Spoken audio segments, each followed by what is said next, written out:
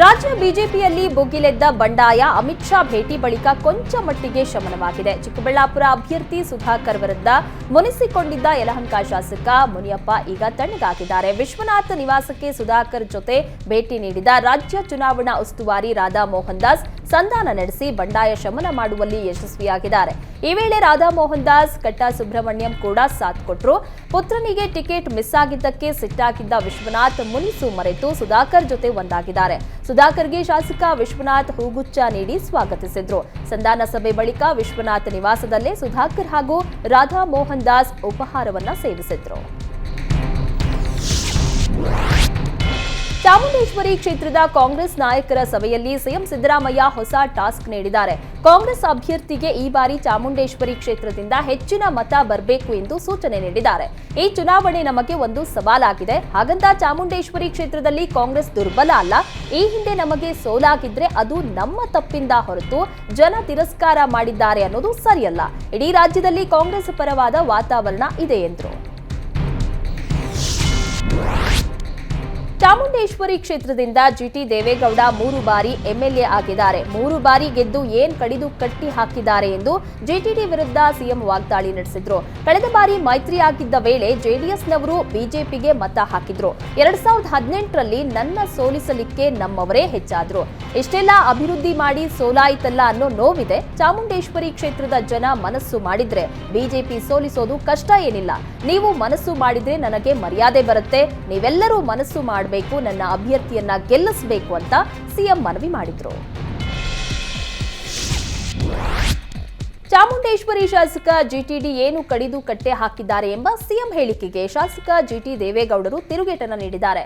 ನಾನು ಎಷ್ಟು ಕಟ್ಟೆ ಕಟ್ಟಿದ್ದೀನಿ, ನೀವೆಷ್ಟು ಕಟ್ಟಿದ್ದೀರಿ ತೋರಿಸಿ. ನಿಮ್ಮ ಕಾಲದಲ್ಲಿ ಚಾಮುಂಡೇಶ್ವರಿಯಲ್ಲಿ ಏನು ಅಭಿವೃದ್ಧಿಯಾಗಿದೆ ಶ್ವೇತಪತ್ರ ಹೊರಡಿಸಿ ಅಂತ ಜಿಟಿಡಿ ಸಿಎಂಗೆ ಸವಾಲ್ ಹಾಕಿದ್ದಾರೆ.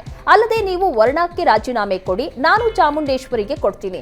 ಇಬ್ಬರು ಚಾಮುಂಡೇಶ್ವರಿ ಕ್ಷೇತ್ರದಲ್ಲಿ ಚುನಾವಣೆಗೆ ನಿಲ್ಲೋಣ, ಯಾರು ಗೆಲ್ತಾರೆ ನೋಡೋಣ ಎಂದು ಓಪನ್ ಚಾಲೆಂಜ್ ಹಾಕಿದ್ದಾರೆ. ಅಧಿಕಾರಿಗಳ ಮೂಲಕ ಅಧಿಕಾರ ಮಾಡ್ತಾ ಇದ್ದೀರಾ. ಇಲ್ಲಿ ಎಲ್ಲಾ ಅಧಿಕಾರಿಗಳು ನಿಮ್ಮ ಸಂಬಂಧಿಕರೇ ಇದ್ದಾರೆ. ಯಾಕೆ ನಮಗೆ ಇಷ್ಟು ನೋವು ಕೊಡ್ತಾ ಇದ್ದೀರಾ ಅಂತ ಕಿಡಿಕಾರಿದ್ರು. ಅಲ್ಲೇ ನಿಮ್ಮ ಪುತ್ರ ಯತೀಂದ್ರ ಕೆಲಸಕ್ಕೆ ಮೊದಲೇ 60% ಕಮಿಷನ್ ತೆಗೆದುಕೊಳ್ತಾ ಇದ್ದಾರೆ ಎಂದು ಗಂಭೀರ ಆರೋಪ ಮಾಡಿದ್ದಾರೆ. ನಿನ್ನೆ ಬೆಂಗಳೂರು ಗ್ರಾಮಾಂತರ ಅಭ್ಯರ್ಥಿ ಡಾಕ್ಟರ್ ಮಂಜುನಾಥ್ ಪರ ಡಿಕೆ ಬ್ರದರ್ಸ್ ಭದ್ರಕೋಟೆಯಲ್ಲಿ ಕೇಂದ್ರ ಗೃಹ ಸಚಿವ ಅಮಿತ್ ಶಾ ಭರ್ಜರಿ ಮತಭೇಟೆ ನಡೆಸಿದ್ರು. ಇದರ ಬೆನ್ನಲ್ಲೇ ಅಲರ್ಟ್ ಆದ ಕಾಂಗ್ರೆಸ್ ಅಭ್ಯರ್ಥಿ ಡಿಕೆ ಸುರೇಶ್ ಎದುರಾಳಿಗಳಿಗೆ ಶಾಕ್ ಕೊಟ್ಟಿದ್ದಾರೆ. ವಿಧಾನಸಭೆ ಚುನಾವಣೆಯಲ್ಲಿ ಜೆಡಿಎಸ್ ಅಭ್ಯರ್ಥಿಯಾಗಿದ್ದ ಕೆಪಿ ರಾಜು ಆಪರೇಷನ್ ಮಾಡಿ ಕಾಂಗ್ರೆಸ್ಗೆ ಸೆಳೆಯುವಲ್ಲಿ ಯಶಸ್ವಿಯಾಗಿದ್ದಾರೆ. ಹೆಬ್ಬಕೋಡಿಯ ಕಮ್ಮಸಂದ್ರದಲ್ಲಿ ಸೇರ್ಪಡೆಯಾಗಲಿದ್ದು ಡಿಕೆ ಸುರೇಶ್ ಸಮ್ಮುಖದಲ್ಲಿ ಕೆಪಿ ರಾಜು ಜೊತೆ ಸಾವಿರಾರು ಜನ ಕಾರ್ಯಕರ್ತರ ದಳ ಬಿಟ್ಟು ಕೈಯನ್ನ ಹಿಡಿಯಲಿದ್ದಾರೆ.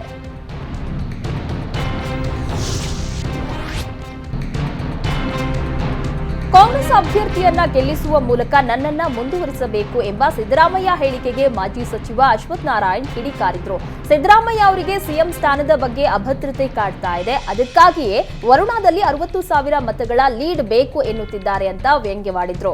ಒಕ್ಕಲಿಗರ ಕ್ಷೇತ್ರ ಎಂದು ಜಾತಿ ಮುಂದೆ ಇಟ್ಟು ಮಾತನಾಡ್ತಾ ಇದ್ದಾರೆ. ಈಗಲೂ ಜಾತಿಗಳನ್ನ ಒಡೆಯುವ ಮಾತನ್ನೇ ಆಡ್ತಾ ಇದ್ದಾರೆ. ನಾವು 28 ಕ್ಷೇತ್ರಗಳನ್ನ ಗೆಲ್ತೀವಿ. ಸಿಎಂ ಸ್ಥಾನ ಉಳಿಯೋದು ಗ್ಯಾರಂಟಿ ಇಲ್ಲ ಅನ್ನೋದು ಸಿಎಂಗೆ ಗೊತ್ತಾಗಿದೆ ಅಂತ ವಾಗ್ದಾಳಿ ನಡೆಸಿದ್ರು.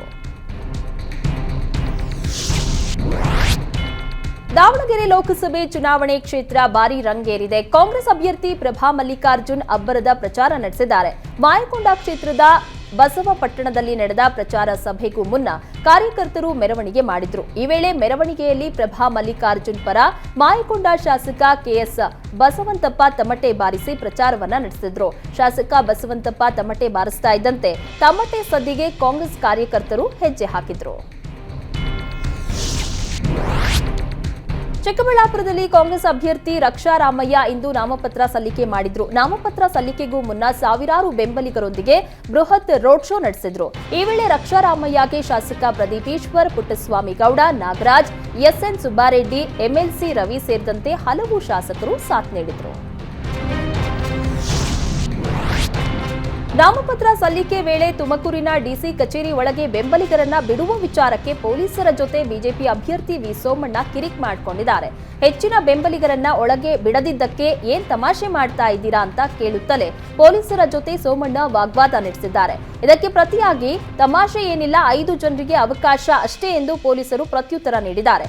3 ಸೆಟ್ ಇದೆ, ಮುಖಂಡರನ್ನ ಬಿಡಿ ಎಂದು ಸೋಮಣ್ಣ ಗರಂ ಆಗಿದ್ದಾರೆ. ಇದಾವುದಕ್ಕೂ ಬಗ್ಗದ ಪೊಲೀಸರು ಇಲ್ಲ ಸರ್ ಆಗಲ್ಲ ಎಂದು ಬೆಂಬಲಿಗರನ್ನ ತಡೆದಿದ್ದಾರೆ. ಕನ್ನಡ ಪರ ಹೋರಾಟಗಾರ ವಾಟಾಳ್ ಪಕ್ಷದ ನಾಯಕ ವಾಟಾಳ್ ನಾಗರಾಜ್ ಬೆಂಗಳೂರು ದಕ್ಷಿಣ ಕ್ಷೇತ್ರದಿಂದ ಲೋಕಸಭೆಗೆ ಸ್ಪರ್ಧಿಸಲು ನಿರ್ಧರಿಸಿದ್ದಾರೆ. ನಾಳೆ ಮಧ್ಯಾಹ್ನ 1:30 ಗಂಟೆಗೆ ನಾಮಪತ್ರ ಸಲ್ಲಿಕೆ ಮಾಡುತ್ತೇನೆ. ಅತ್ಯಂತ ಸರಳ ವಿನೂತನವಾದ ರೀತಿಯಲ್ಲಿ ನಾಮಪತ್ರ ಸಲ್ಲಿಕೆಗೆ ನಿರ್ಧಾರ ಮಾಡಿದ್ದೇನೆ ಎಂದಿದ್ದಾರೆ. ಕನ್ನಡಕ್ಕಾಗಿ, ಕನ್ನಡಿಗರಿಗಾಗಿ, ಕನ್ನಡಿಗರ ಉದ್ಯೋಗಕ್ಕಾಗಿ ನಾನು ಚುನಾವಣೆಗೆ ನಿಲ್ತಾ ಇದ್ದೀನಿ ಅಂತ ನಿರ್ಧಾರ ಮಾಡಿದ್ದೀನಿ. ವಾಟಾಳ್ ನಾಗರಾಜ್ ಈ ರೀತಿಯಾಗಿ ತಿಳಿಸಿದ್ದಾರೆ.